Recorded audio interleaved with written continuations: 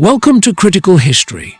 This time we will deal with the old myth of Argentina as a power, or Argentina as one of the most developed countries in the world around the 1900s.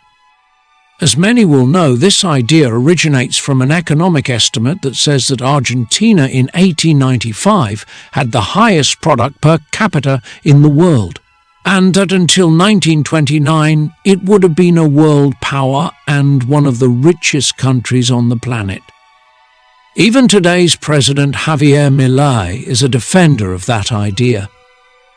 In the period between 1880 and 1930, Argentina separated significantly from the rest of America along with Canada and the United States, with very rapid economic growth, accompanied by a significant population increase.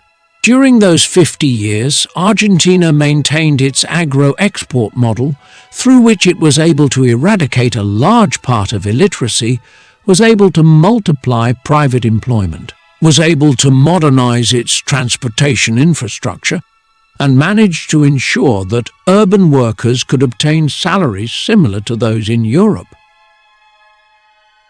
Despite these advances, some negative aspects can be mentioned, such as the immense inequality regarding the distribution of land, overcrowding and poor housing conditions, and among the different provinces, a very uneven development.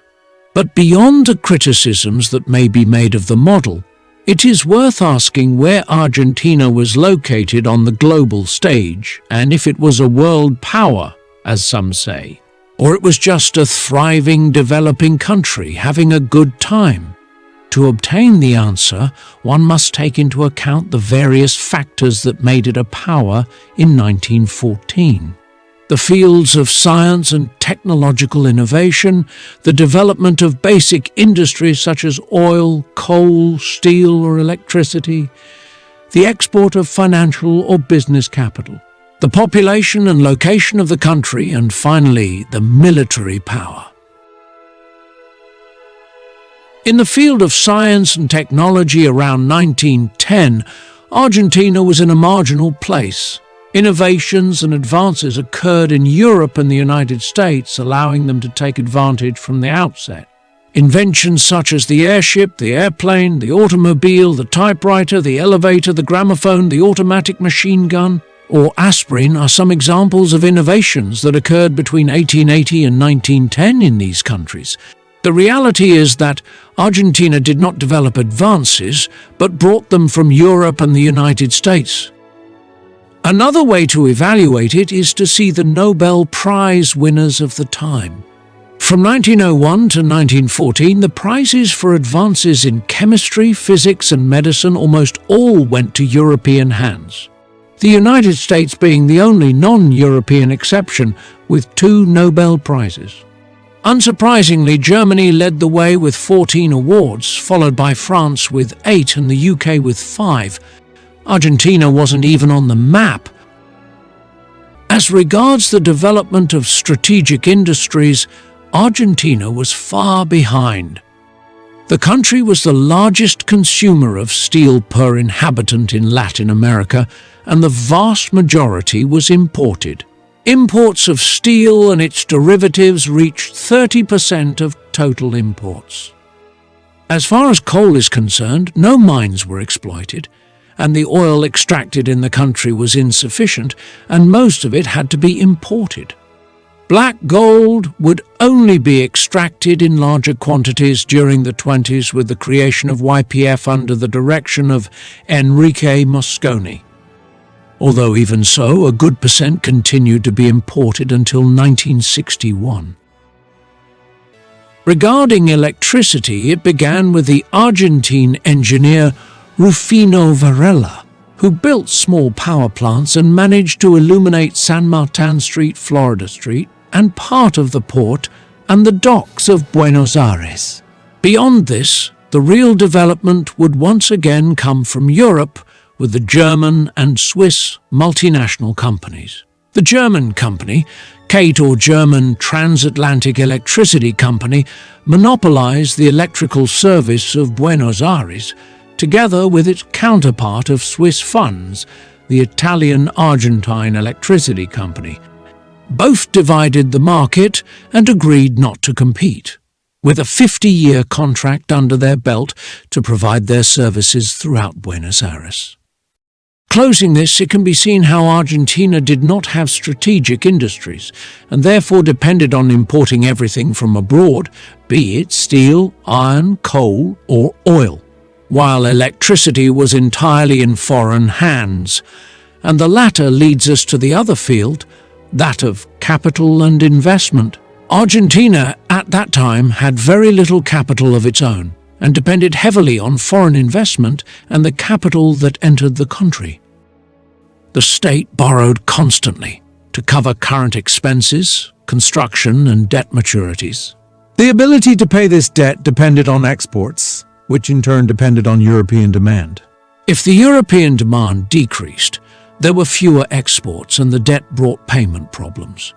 If Europe continued to buy grain and meat and continued to give loans, the wheel continued to work, and the debt was paid and renewed.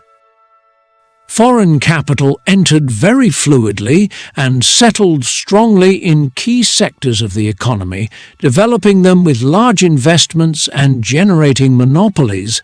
Examples are the extensive railways and their thousands of stations, the merchant ships in which all foreign trade travelled, the aforementioned electrical network of Buenos Aires, all the urban trams, the refrigerators and the tannin industry. It should be noted that these were pillars for the functioning of the country. If foreign capital was reduced, the country would fall apart, as happened during the First World War, where the GDP fell 20 points. The refrigerators, which sold frozen and chilled beef, were by far the main industry that exported and were oligopolized by the American Swift and other English companies, which together accounted for 88% of the total, leaving only 12% in the hands of Argentine companies around 1914. The tannin export industry was in the hands of the English company La Forestale, which became #1 in the world in its field. Another case is that of the merchant fleet, which moved the country's foreign trade and was purely foreign. A good part of the maritime trade depended on the English crown, which was expressed through the Royal Mail Steam Packet Company. It is here that another great difference is denoted of Argentina with respect to the most advanced countries. And it is that the capitals flowed from Europe to Argentina and not from Argentina to Europe. They lent money to Argentina, they built the railways, they produced meat, they provided electricity, but Argentina did not do any of that. It did not have a similar expansion, far from it. She received external capital, but she did not send her own anywhere because it was still a backward country compared to Europe. Looking at the three fields, it can be seen that they are related to each other. Because the big countries had capital, they could develop technology and produce steel, oil, electricity and related goods, and export them to other countries that had neither the technology nor the capital. Some examples of this combination of technology, capital and industry are the huge companies that follow. In Germany, the German metallurgical company Krupp, the pharmaceutical company Bayer, and the electrical products company AEG, as well as Siemens. In the United States, there was Singer, the largest manufacturer of sewing machines in the world, the huge oil company Standard Oil, the gigantic steel producer US Steel, the General Electric conglomerate, the Kodak Photographic Company, and the mythical Procter & Gamble. In England, the textile company Coates, the huge mining company Rio Tinto, the world's leading tobacco company BAT, the arms manufacturer Vickers and the oil company Shell stood out. To clarify this idea even more, you can see this table where the 100 largest industrial companies in the world are located around 1913. As you can see, Argentina did not have even one company among the largest in the world. Something quite surprising if the belief that Argentina was a world power is sustained.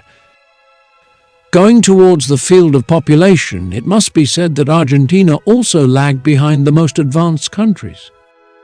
Around 1914, the year in which a national census was carried out, Argentina had almost 8 million inhabitants. This contrasts with the populations of the following countries: the United States 90 million, Germany 68 million, Austria-Hungary 50 million, France 40 million, Great Britain 46 million, Italy 35 million, and this without counting the colonies.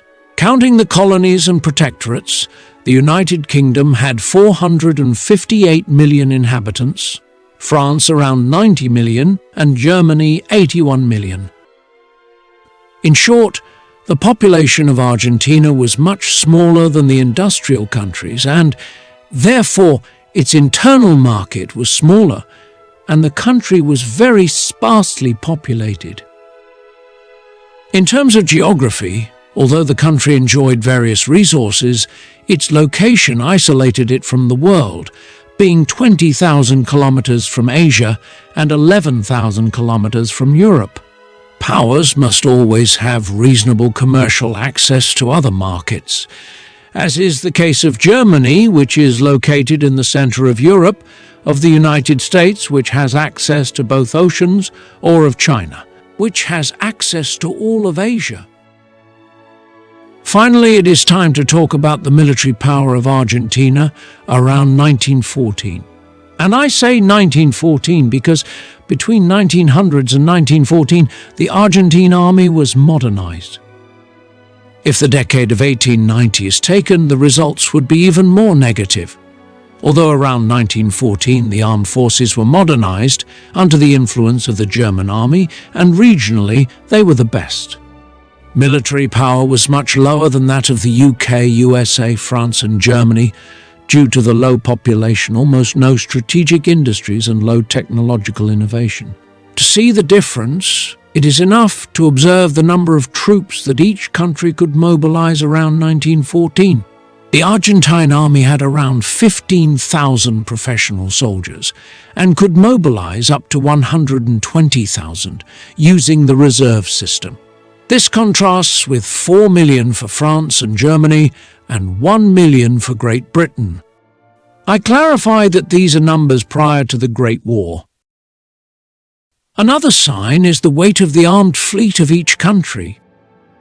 England was by far the first world power with 3.5 million tons, Germany 820,000 tons, United States 718,000 tons. France, 560,000 tons, Japan 390,000, Russia 250,000, and Italy 230,000 tons.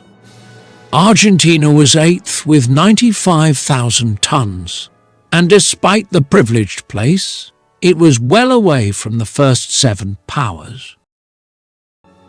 In addition to this, it should be added that the First World War was global because both Great Britain, Germany and France had colonies around the world and could mobilize troops on more than 2 continents at the same time. Argentina, although it had the capacity to defend itself on land thanks to its extensive railways, was incapable of carrying out the war outside its land borders. Something that industrialized countries could do, including the United States in 1916 when it entered the war. On the other hand, in a country with low national capital and without developments in the industry, it is very difficult to seek innovations and advances in the military field, if not impossible. The central countries developed advances thanks to the capital they possessed, and in the colonies they could test the weapons innovations. Argentina once again imported the advances from outside. In the case of the army, with the sending of officers to Germany, their training and the purchase of German war materiel in the 1910s, what happened was that grain and meat exports were very profitable, and it was enough for the ruling elite to bring in innovations, industry and capital from abroad. They did not look forward and did not seek to diversify exports or further industrial integration. The country exported primary products and received immigrants and investments from abroad. And that was enough to grow and develop up to a certain point. But there was never such a development that the country exported capital, technology, or complex industrial goods.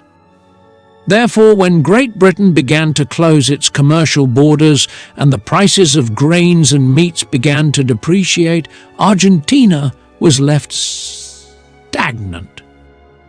And little by little it ceased to be that thriving, developing country, which was between 1880 and 1930. It must be added that neither during Perón's governments Argentina was a power. Although Perón developed light industry and, to some extent, science and education in the country, heavy industry remained underdeveloped, and the country continued to have problems similar to those mentioned in this video: little national capital, little strategic industry, little population, and little industrial export.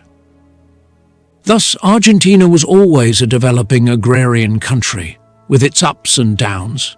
And it was never that financial, industrial, and scientific power, as was France, England, Germany, and the United States around.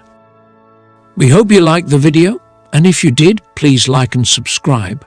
If you want to help the channel, you can do it through Patreon. We are already very grateful. A good greeting, and see you in the next video.